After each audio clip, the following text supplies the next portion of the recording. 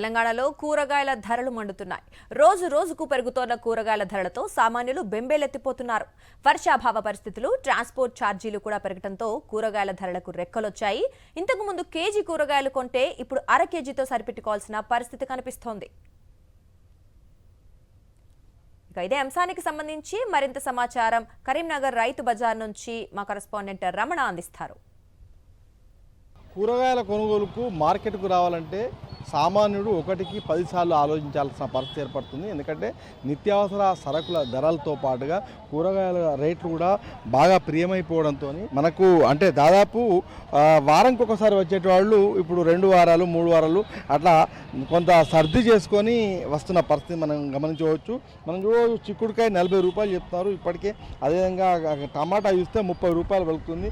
దొండకాయ కూడా 30 రూపాయలు అర్ధ కిలో అంటారు. అంటే మొత్తంగా ఈ రేట్లన్నీ కూడా మనకు అదే స్థాయిలో కనిపిస్తున్నాయి. అటు బీరకాయ 40 రూపాయలు, అదేవిధంగా కాకరకాయ కూడా ఇదే రేట్లు ఉన్నాయి. అంటే మొత్తంగా ఇక్కడ రేట్లతోని పెరుగుతున్న ధరలతోని సామాన్యుడి పైన భారం పడుతుంది. మరొక వైపు యుద్ధం ఎఫెక్ట్ అంటే ఏదైతే బ్యారెల్ ధరలు పెరగడము, తర్వాత ఎగుమతులకు దిగుమతులకు సంబంధించి పెట్రోలు డీజిల్ ధరలు పెరగడంతో పరోక్షంగా ఇవన్నిటి ఎఫెక్ట్ అనేది ఫ్లక్చుయేషన్స్ అనేటివి ఖచ్చితంగా నిత్యావసర వస్తువుల ధరల పైన పడుతుంది. ఒకసారి కస్టమర్తో మనం మాట్లాడాం. అలా చెప్పండి, మీరు ఎందుకు వచ్చిండ్రు, ఎట్లా ఉన్నాయి ధరలు?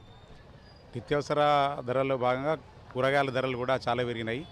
ఇందుకు ఖచ్చితంగా కారణం ఏంటంటే వర్షాభావ పరిస్థితులు కానీ, ఇప్పుడు రవాణాకు సంబంధించి క్రూడ్ ఆయిల్ ధరలు పెరగడం కానీ, ఇప్పుడు మనం రోజువారీ నిత్యావసర కూరగాయలు కాబట్టి ఖచ్చితంగా కొనాల్సి వస్తుంది.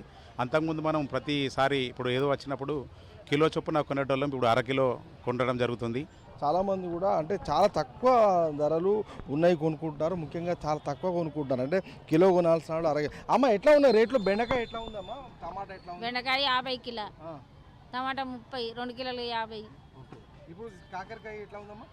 50 కిలో. 50 కిలో. మన బీరకాయలు 60, బీరకాయలు 60, 70.